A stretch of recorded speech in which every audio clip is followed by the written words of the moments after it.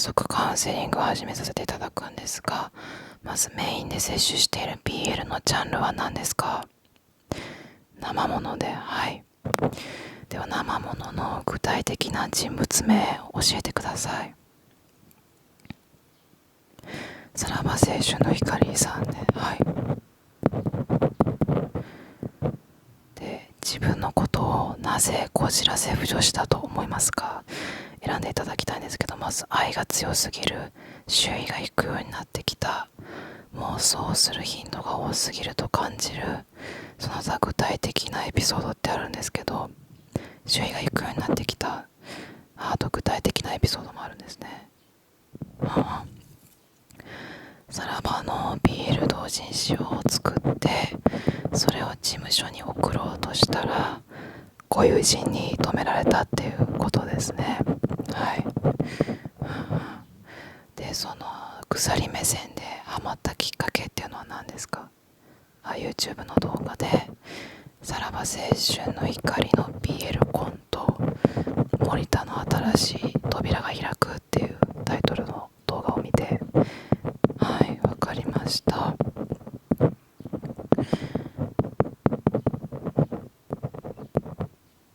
そのさらばをハマった理由を自分なりに分析すると何ですか？設定が強すぎる。東袋さんが森田さんに惚れ込んでコンビを組みたいっていう風に長文メールを送ってコンビを結成したっていうその経緯が、設定が素晴らしいと。なるほど、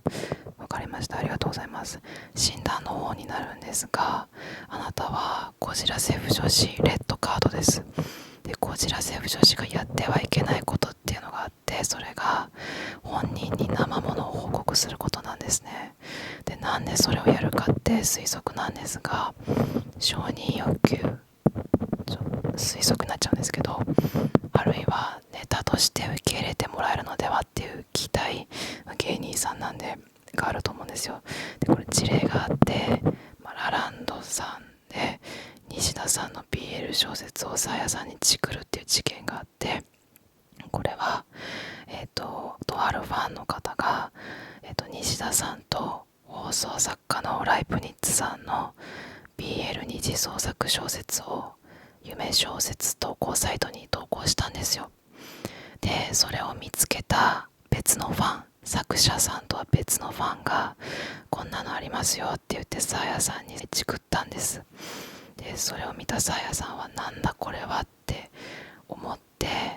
でそれをYouTube にしたんですよ。緊急に下の夢小説を発見っていう動画になってるんですけど、結果的にネタにはなって面白くなったかもしれないんですけど、本当はやってはいけないことなんですよね。絶対にやってはいけなくて、で、対処法なんですが、まず、あくまで狭いコミュニティで楽しむっていうこと、あとは現実と妄想の線引きはしっかりっていうこと、その森田さんのお笑いの才能に惚れ込んだだけですよっていうこと、 BL フィルターをかけるのはいいんですけど、現実との線引きしっかりしようっていうこと、あとは個人的には分散した方がいいんじゃないかなって思ってて、例えばオードリーだったらコミケで同人誌も出されてますし、オリラジだったら BL 風写真集も出版されてます。ハライチだったら幼なじみみたいなところがプロマンス味があって共通点あると思うんですね。あとはYouTube でいろんな人にキスされる豚デブ男っていう動画があるんですけど、芸人の鈴木パイダンさんが小竹正義感さん、青木マッチョさん、吉野お稲荷くんさんにキスされるっていう、イベントの企画みたいなもので、その小竹正義感さんのスパダリ攻め感がすごいんですけど、それは分散の意味でもぜひ見ていただきたいんですけれども、今日は応急処置としてやるのが、この耳から不助手として摂取したものを耳かきで取ります。で注射を脳にぶっ刺して、脳からも取ります。で、下剤を特殊なものを飲んでいただいて、で今まで摂取したものを吐いてもらいます。で最後にこじらせ不女子じゃなくなる催眠をかけます。よろしくお願いします。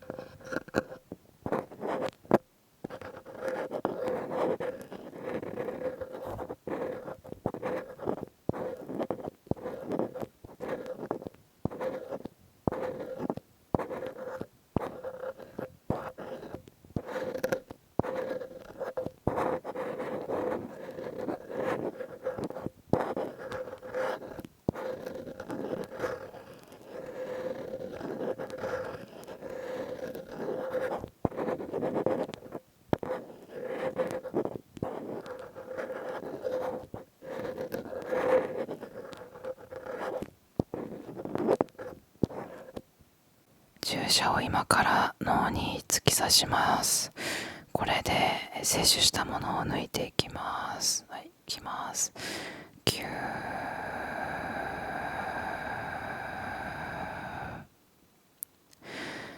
取れました。これをゴミ箱に流します。でこれは下剤になるんですけど、これを飲んでまた鎖目線で摂取したものを吐いてもらいます。じゃあどうぞ。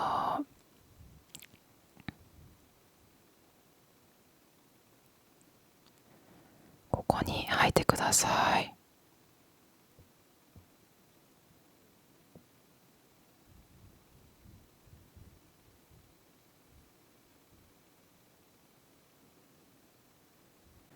生ものを本人に報告しません。生ものへの愛はパワーダウンします。承認欲求はなくします。ネタとしての期待も完全になくします。他の人に分散します。生ものを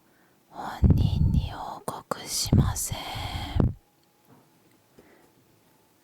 生ものへの愛はパワーダウンします。承認欲求はなくします。ネタとしての期待もなくします。他の人に